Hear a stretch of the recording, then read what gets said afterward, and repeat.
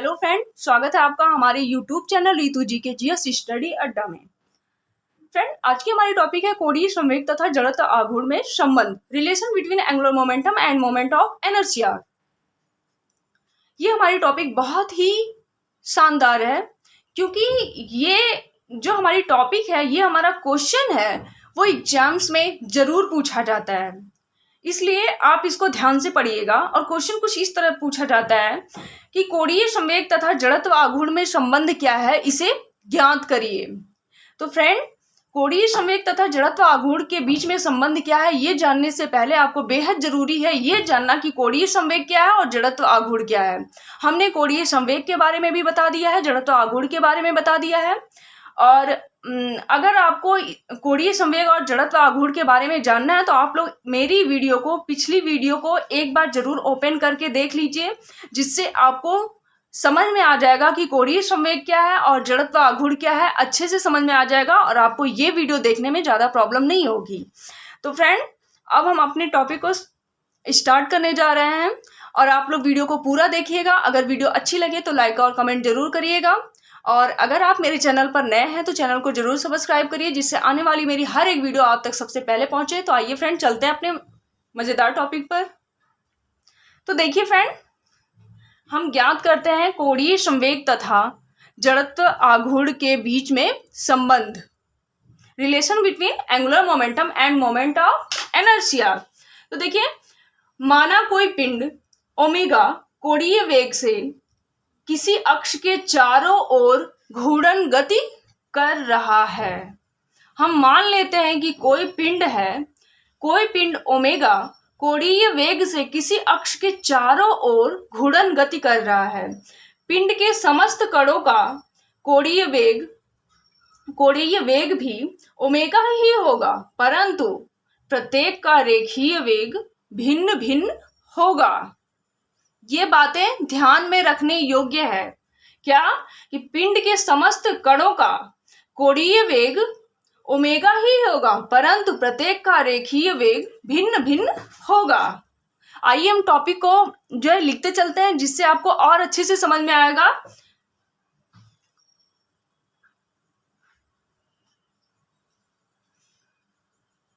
माना कोई पिंड ओमेगा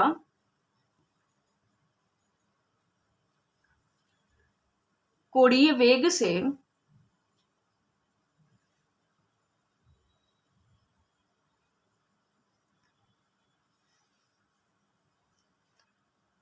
किसी अक्ष के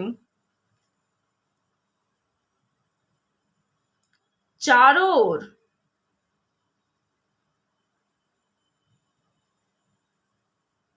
घूर्णन गति कर रहा है।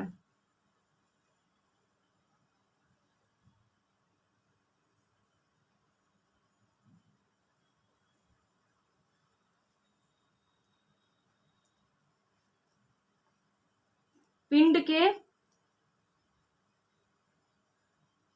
समस्त जो छोटे छोटे कणों हैं, समस्त छोटे छोटे कण हैं, उनका कोणीय वेग क्या होगा? ओमेगा।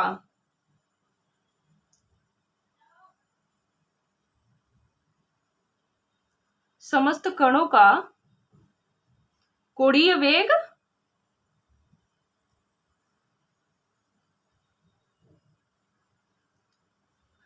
ओमेगा ही होगा,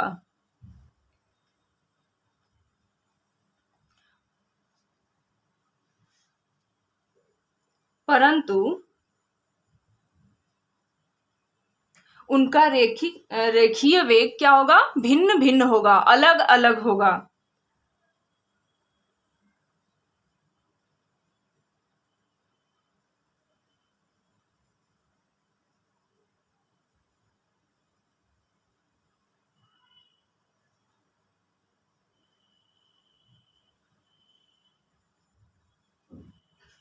माना घूर्णन अक्ष से R1, R2, R3 दूरियों पर स्थित कणों के द्रव्यमान क्रमशः M1, M2, M3 तथा इनके रेखीय वेग क्रमशः V1, V2, V3 dot dot हैं। हम फिर क्या मान लेते हैं? माना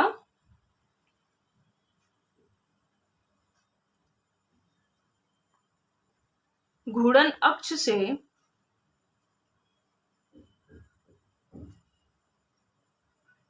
R1, R2, R3 dot dot दूरियों पर स्थित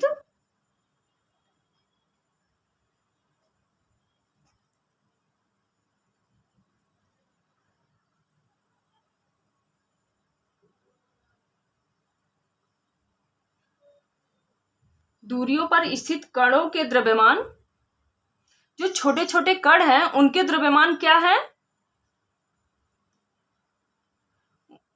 उनके द्रव्यमान क्रमशः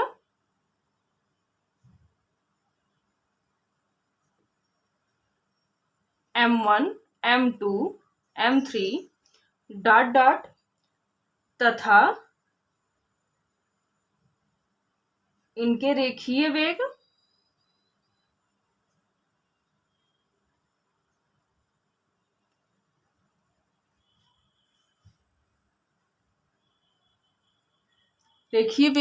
क्रमशः क्या है? V1, V2, V3 dot dot dot है। अब देखिए M1 द्रव्यमान के कण का रेखीय वेग,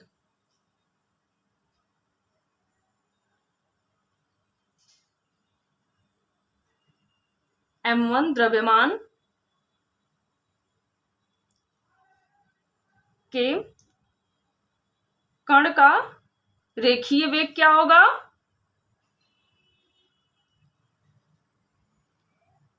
V1 equal to R1 omega.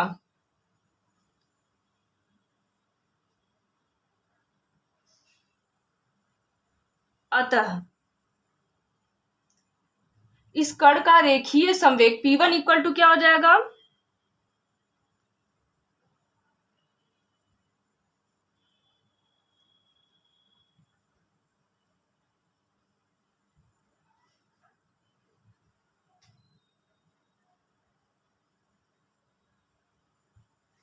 इस कण का रेखीय संवेग P1 इक्वल टू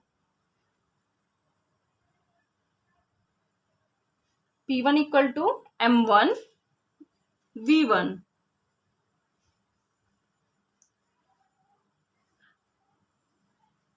चूंकि हमारा V1 इक्वल टू क्या होता है? R1 ओमेगा, यहाँ पे हमने बताया ही है। तो ये हमारा इक्वेशन क्या बन जाएगा? इसको हम मान लेते हैं इक्वेशन नंबर 1, इसको मान लेते हैं 2।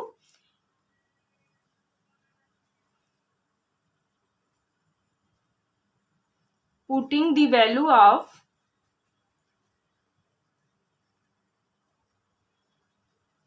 V1 इन इक्वेशन नंबर 2, तो ये हमारा क्या हो जाएगा? P1 equal to M1 R1 omega.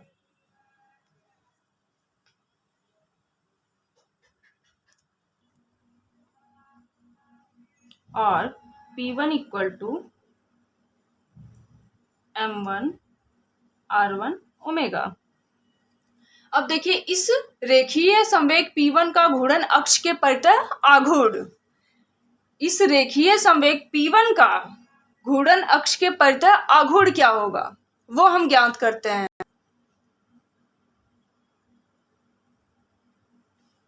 इस रेखीय संवेग P1 का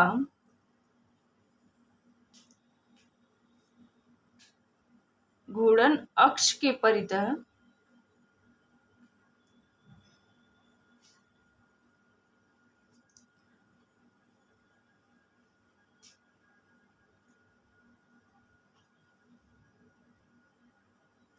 क्या हो जाएगा? P1 R1। जो P1 की हमारी वैल्यू क्या आई है उसको हम इसमें पुट कर देते हैं, तो जाएगा M1 R1 omega cross R1 into R1। तो ये हो गया M1 R1 स्क्वायर ओमेगा। क्या हो गया हमारा? M1 R1 square omega. ये हमारा क्या आ गया? रेखिक संवेग P1 का घूर्णन अक्ष के परितः आघूर्ण। रेखिक संवेग P1 का घूर्णन अक्ष के परितः आघूर्ण क्या आ गया, m1r1 स्क्वायर ओमेगा। इसी प्रकार अन्य कणों के रेखीय संवेगों के घूर्णन अक्ष के परितः आघूर्ण क्रमशः m2r2 square omega, m3r3 square omega dot dot dot होंगे। क्या होंगे? इसी तरह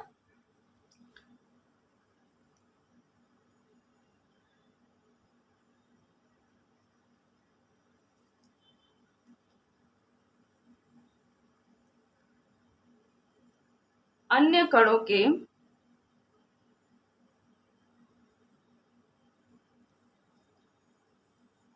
रेखीय संवेगों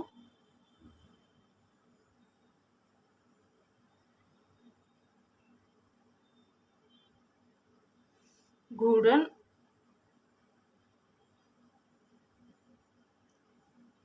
अक्ष के परितः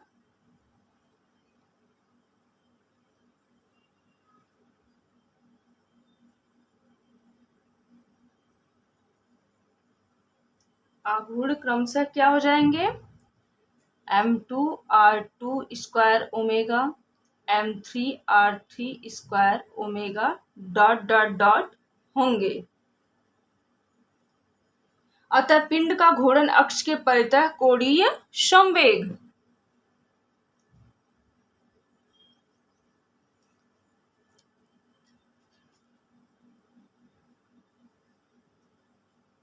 तब पिंड का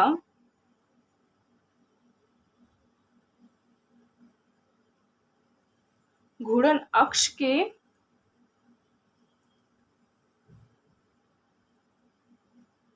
परितः कोणीय संवेग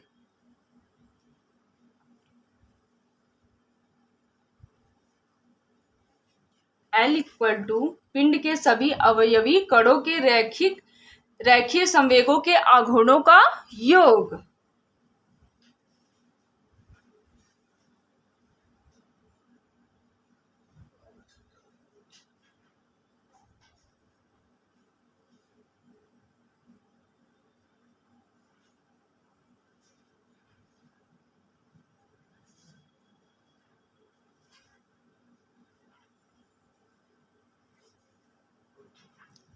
किस समस्त अवयवी कणों के रेखीय संवेगों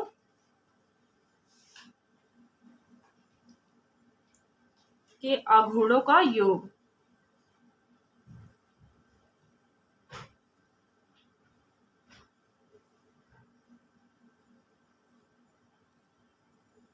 तो ये हमारा क्या हो जाएगा, L equal to m1r1 square omega plus m2r2 square omega plus m3r3 square omega plus dot dot dot. इसको हम क्या लिख सकते हैं, m1r1 square plus m2r2 square plus m3r3 square plus dot dot dot omega. अब इसको हम क्या लिख सकते हैं, सिग्मा m r स्क्वायर।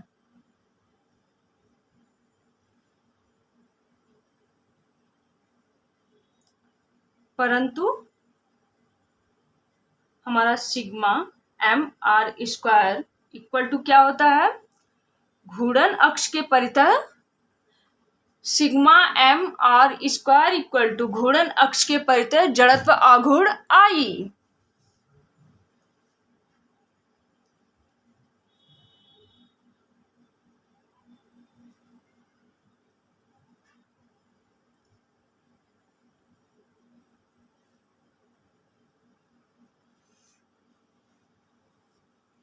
इसलिए हमारा L इक्वल टू क्या हो जाएगा, I ओमेगा, अर्थात कोणीय संवेग इक्वल टू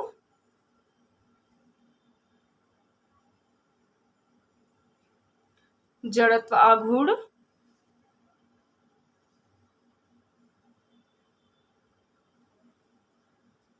गुणे कोणीय, ये क्या हो गया हमारा कोणीय वेग।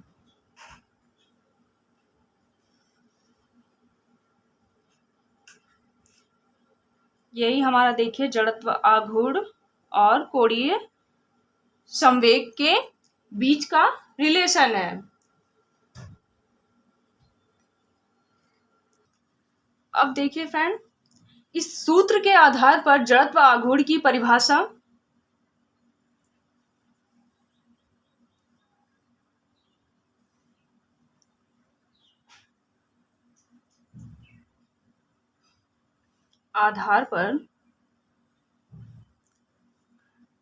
जड़त्व आघूर्ण की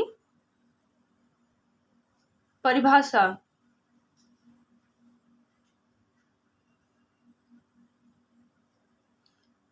सूत्र L equal to I omega में यदि हम ओमेगा इक्वल टू 1 रेडियन प्रति सेकंड पुट कर दें, अगर हम मान लेते हैं omega equal to 1 radian per second है, तब हमारा ये इक्वेशन क्या बन जाएगा, L इक्वल टू आई। क्या बन जाएगा, L इक्वल टू आई। अतः किसी पिंड के जड़त्व आघूर्ण का मान घूर्णन अक्ष के परितः पिंड के कोणीय संवेग के परिमाण के बराबर होता है, जबकि पिंड 1 रेडियन प्रति सेकंड के कोणीय वेग से घूर्णन कर रहा है। अतः किसी पिंड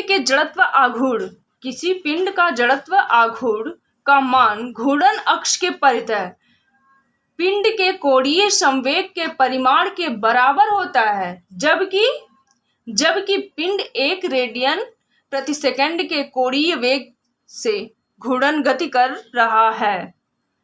जबकि पिंड 1 रेडियन प्रति सेकंड के कोणीय वेग से क्या कर रहा है, घूर्णन गति कर रहा है।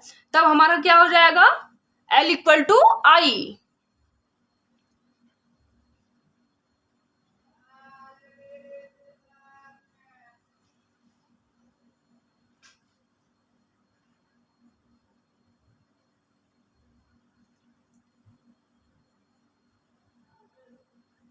किसी पिंड के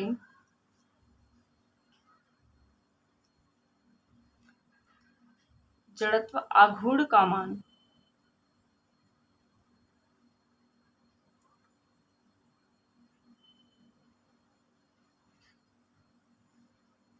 घूर्णन अक्ष के परितः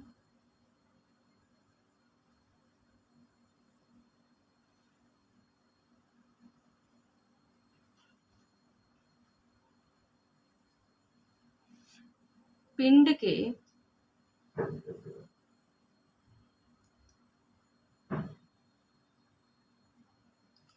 के कोणीय संवेग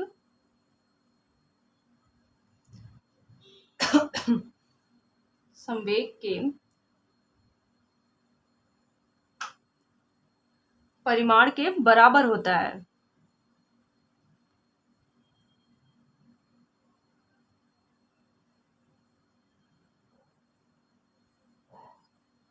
जबकि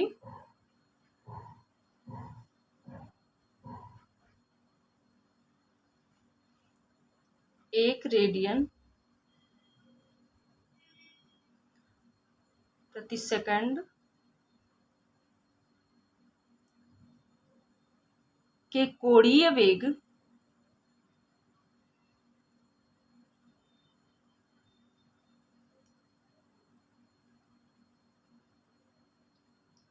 घूर्णन गति कर रहा है।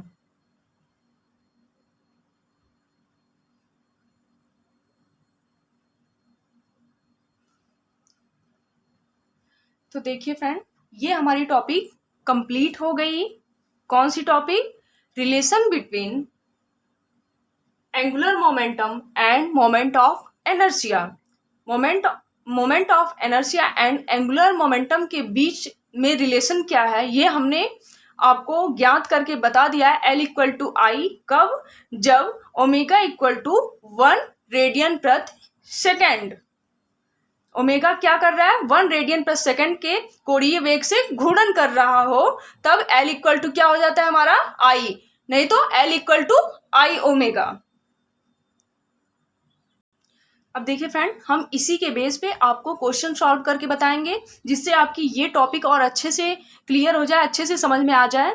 आज तक हमने जितना भी फार्मूला बताया है, जितना भी डिराइवेशन किया है, जितना भी मतलब रिलेशन एक दूसरे के बीच में बताया है, उस पर हमने कोई ना कोई क्वेश्चन जरूर बताया है। आप उन सभी क्वेश्चन को अच्छे से ध्यान में रखिएगा, क्योंकि ये सारे क्वेश्चन कहीं ना कहीं किसी न किसी एग्जाम में आपको जरूर मिलेंगे। तो फ्रेंड चलिए, अब हम इसी के बेस पे आपको एक क्वेश्चन सॉल्व करके बताते हैं, जो क्वेश्चन बहुत ही ज़्यादा इंपॉर्टेंट है। देखिए फ्रेंड, अब हम आपको क्वेश्चन बताने जा रहे हैं जो क्वेश्चन बहुत ही ज़्यादा इंपॉर्टेंट है। अब देखिए क्वेश्चन में हमारा क्या कह रहा है, क्वेश्चन को अच्छे से ध्यान से पढ़ते हैं। 5 किग्रा द्रव्यमान का एक पिंड 2 मीटर लंबी रस्सी से बांधकर 2 चक्कर प्रति सेकंड की दर से क्षैतिज वृत्त में घुमाया जा रहा है। पिंड का कोणीय संवेग ज्ञात कीजिए। एक बार फिर क्वेश्चन को हम फिर से पढ़ते हैं। हमें क्वेश्चन से ही समझ में आ जाता है कि हमें क्या ज्ञात करना है और हमारा क्वेश्चन में क्या दिया हुआ है। तो देखिए क्वेश्चन में क्या कह रहा है, 5 किग्रा द्रव्यमान का एक पिंड 2 मीटर लंबी रस्सी से बांधकर 2 चक्कर प्रति सेकंड की दर से क्षैतिज वृत्त में घुमाया जाता है, तब पिंड का कोणीय संवेग ज्ञात कीजिए। अब देखिए हम इसको सॉल्व करते हैं।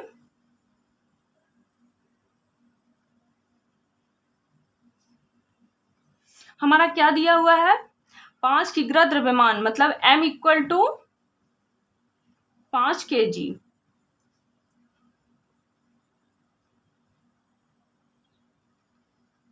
का एक पिंड 2 मीटर लंबी रस्सी मतलब R इक्वल टू हमारा 2 मीटर रस्सी से बांधकर 2 चक्कर प्रति सेकंड की दर से, मतलब N इक्वल टू क्या हो गया हमारा, 2 चक्कर प्रति सेकंड। सब हमें पता हो गया कि हमें दिया क्या है, अब हमें ज्ञात क्या करना है। अतः सबसे पहले हम इसका पिंड का जड़त्व आघूर्ण ज्ञात करते हैं।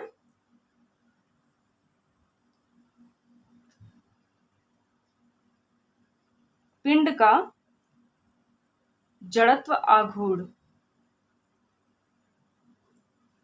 I equal to mr², m equal to 5, r equal to कितना हो गया हमारा,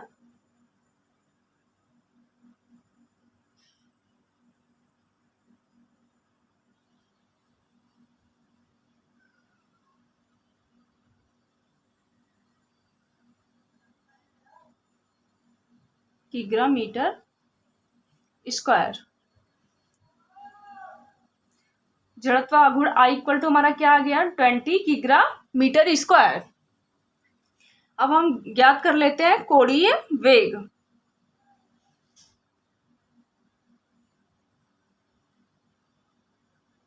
omega equal to 2 pi n, 2 pi n की वैल्यू क्या है 2, ये हमारा आ गया 4 पाई रेडियन प्रति सेकंड।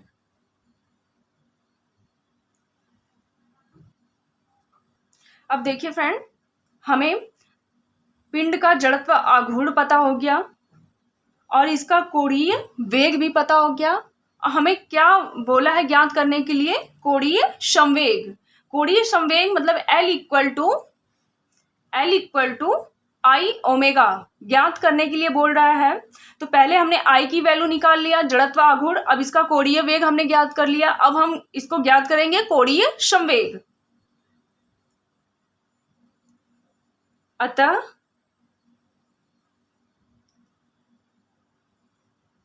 कोणीय संवेग equal to L equal to I omega. I की वैल्यू हमारी क्या आई है, 20 किग्रा का है ये, किग्रा मीटर स्क्वायर 4 पाई रेडियन प्रति सेकंड।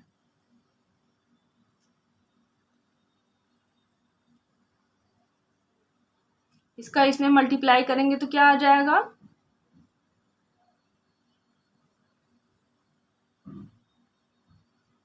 80 पाई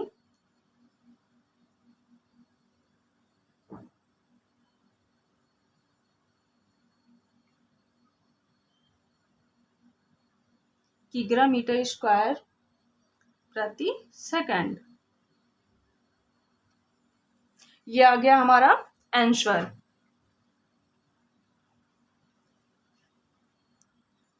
फ्रेंड, आज की हमारी टॉपिक यहीं पे ख़त्म होती है। अगर आपको हमने अभी तक जितना भी बताया है, इस वीडियो में जो भी बताया है, अगर आपको उसमें से कहीं पे कुछ भी समझ में नहीं आ रहा है तो आप लोग उसको ज़रूर पूछिए कमेंट बॉक्स में। मैं उसको और अच्छे से बताने का प्रयास करूँगी, जिससे आपको हर एक टॉपिक बहुत अच्छे से समझ में आए। तो फ्रेंड, अब हम आपसे मिलते हैं फिर नेक्स्ट वीडियो में। तब तक के लिए bye. Thank you for watching this video.